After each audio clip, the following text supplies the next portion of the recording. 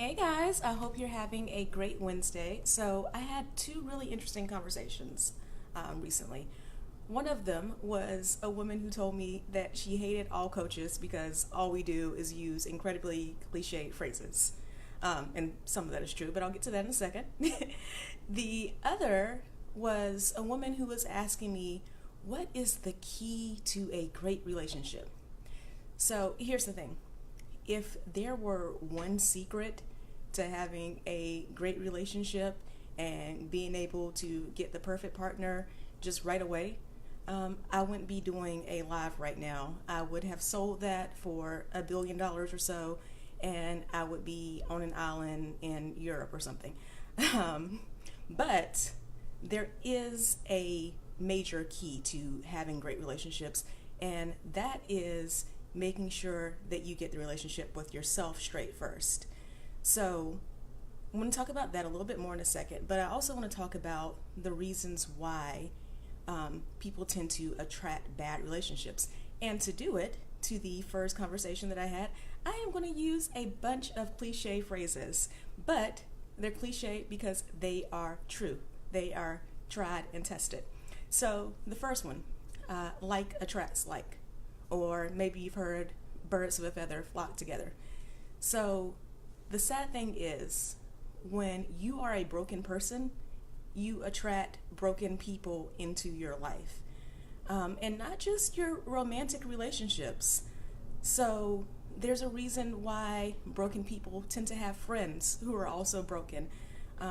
When you have these issues in your life, you tend to be closer to family members who also have some of the same issues. And it's one of the hardest things about the whole personal development thing because I see it all the time.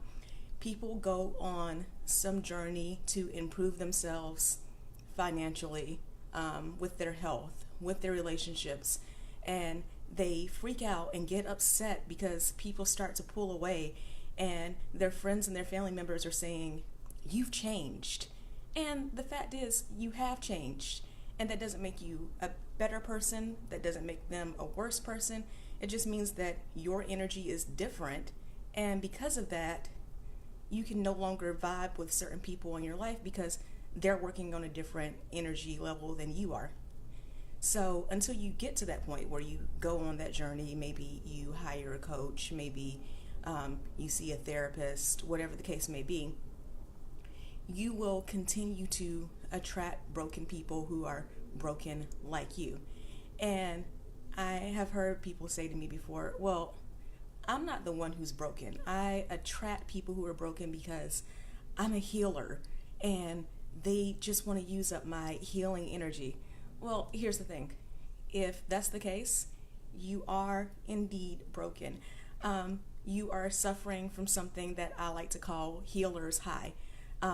And I've dealt with it. A lot of people have dealt with it. This is what happens when you get you get addicted to the feeling of healing other people, of helping other people, of always being that person who comes through for them. And it gets to a point where, of course, you're attracting people who need to be healed all the time because they know that they can run you down.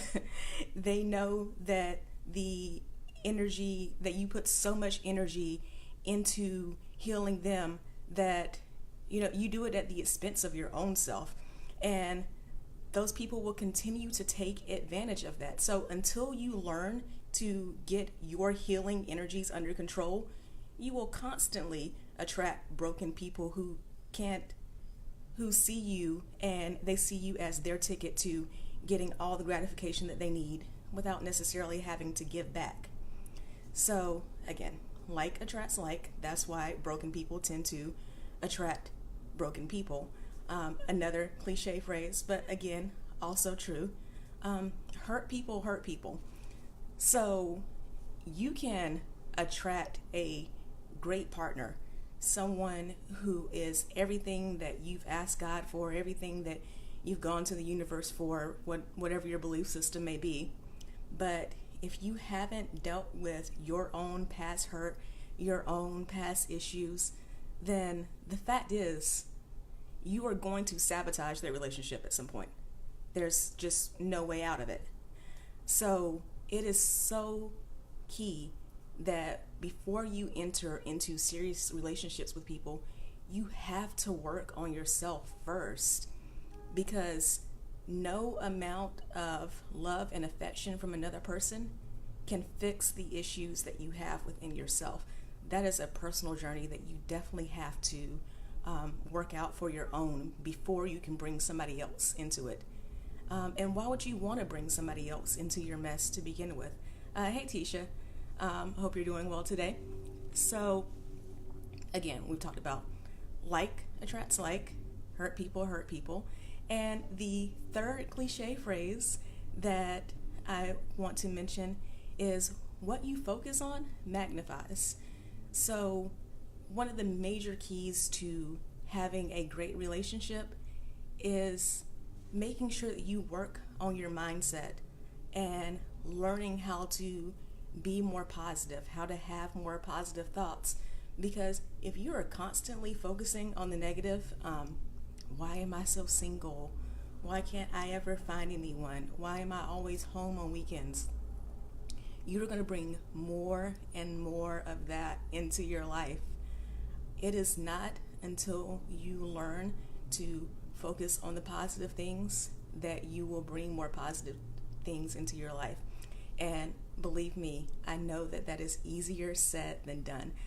I have had so many issues with that myself over the years, but the key for me is gratitude.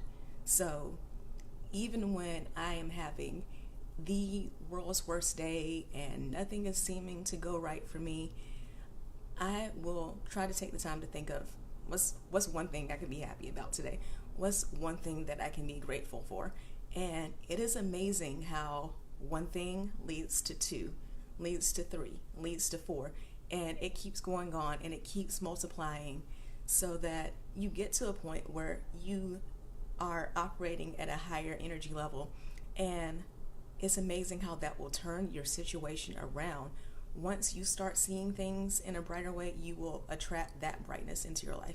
So again, that goes back to the key to having a great relationship is making sure that your relationship with yourself is great first.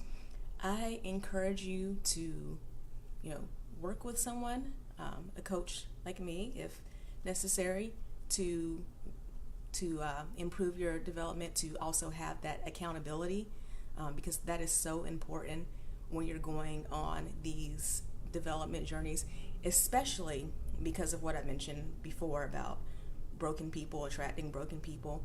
When you have someone who's there to hold your hand, to help you go through this journey so that you're not alone, it becomes a lot easier to deal with the people in your life who may fall away. I encourage you to read more. I encourage you to learn how to set boundaries. And I encourage you to spend more time with yourself, getting to know yourself better. Because once you know who you are, who God has created you to be, you won't settle for anything less. And once you get to that point where you know that you deserve more, you will attract more. You will attract better. So just a few thoughts, guys. Hope you're having a great Wednesday, and I will talk to you soon, okay? Bye.